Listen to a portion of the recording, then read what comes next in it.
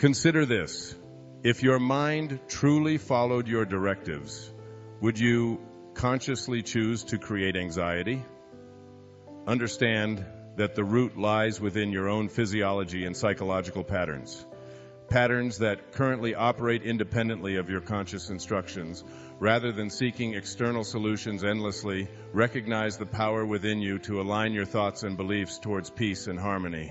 When you enter that sacred space, engage in meditation, and consciously connect with your higher self and with the divine, you shift from mere belief in God to a profound knowing. Understanding God isn't just about belief, it's about direct inner communion, a deep, unwavering certainty in what you wish to bring forth. This desire aligns seamlessly with principles rooted in unconditional love, the magnetic power of attraction, heightened awareness, and acts of generosity, service, and kindness. With this absolute certainty, you release attachment to the specifics of how and when manifestations occur. Your role in this process isn't to dictate the details, but to wholeheartedly affirm with a resounding yes. Trusting in this affirmative stance allows the universe to orchestrate the how and when, seamlessly aligning with your intentions. Now, when I say this, I know immediately what the ego part of us starts to think.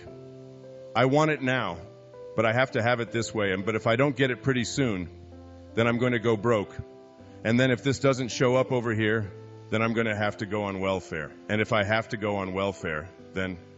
And your mind starts playing all of these games about how terrible things are going to be. If the person that you want to manifest doesn't show up the way you want him to show up, or if the child that you expect to have isn't showing up on time, or if the finances, or if the job, or whatever, and there's this push and this anxiety and this stress which is based on fear and based on distrust. But you know, when you have this knowing, as it says in the Course, when you have this certainty, great things have no fear of time. You see, the universal intelligence doesn't operate in the parameters of time. Time is just our way of carving up the oneness. I was reading a story of Einstein as a young boy, and one of the things that was said about young Einstein is that when he was a little boy, he picked up a compass. And when he picked up this compass, he noticed that there was something that would move the needle. But he couldn't find anything in the compass that was moving the needle. And he was intrigued by what it was that would move the needle. And he would go and turn in a certain way. He'd make a 90-degree turn, and the needle would turn and face whatever direction it was that he was facing. And yet he hadn't done anything. And he was intrigued by what this force was, inside or outside, or what it was that allowed this. What would make this needle move?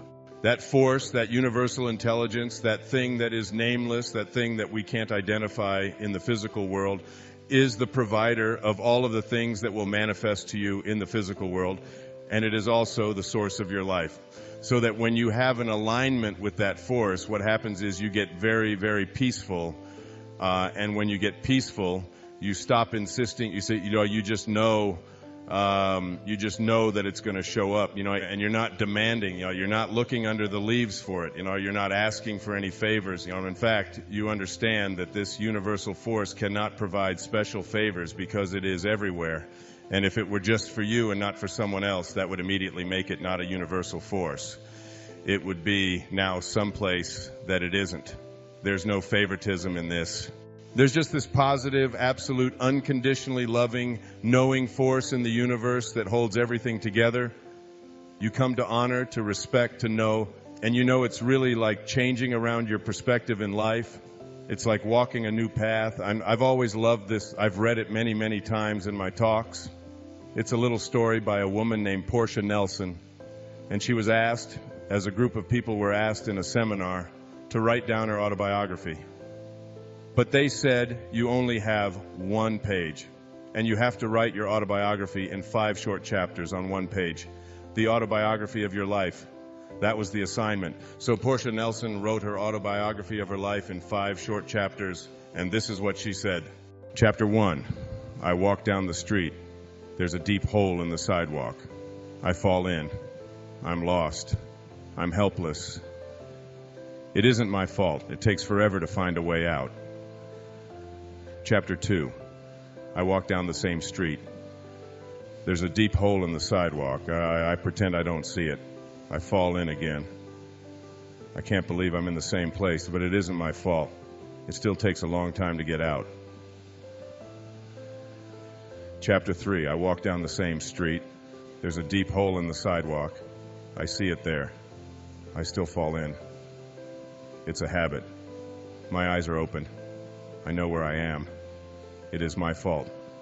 I get out immediately. Chapter 4, I walk down the same street. There's a deep hole in the sidewalk. I walk around it. Chapter 5, I walk down another street. The story of her life, and it's really the story of higher consciousness, and it's the story of manifesting, being able to manifest your heart's desire, to align yourself and your intentions with this divine organizing intelligence that is limitless, that is inexhaustible, that is ever expanding, that is abundant, that is all providing and all knowing and everywhere at the same time, is like walking down another street. To align yourself with that, and to know that that alignment in itself is enough to bring whatever it is that has particularized, that is individualized into the world, that you would like to have show up in your life, and align with the particularization of that divine intelligence that is you, that it's just bringing it all together. It's just a realignment, and it will cooperate with you. The thing that will keep it from working for you is any obstacle to that flow. As I talked about when I was speaking about unconditional love, the minute that you put hatred, anger, bitterness, tension, anxiety, stress in the way of that intelligence, between you and that intelligence, you block that flow. It is a flowing, that's why we use water as a symbol of it.